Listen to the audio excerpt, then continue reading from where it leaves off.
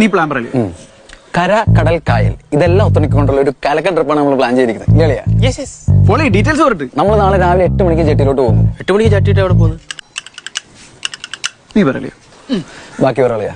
അവിടെ നമ്മൾ വെറൈറ്റി ആയിട്ട് ജങ്കാറിൽ കയറി കായലിൽ കൂടെ ഒരു ഉല്ലാസയാത്ര. അയ്യേ വെറൈറ്റി അടിച്ച് ചെങ്കാർന്ന് പോടാപ്പ അവിടുന്ന്. എടാ അവിടെ വേറെ ആക്ടിവിറ്റീസ് ഉണ്ട്. ഫിഷിംഗ്.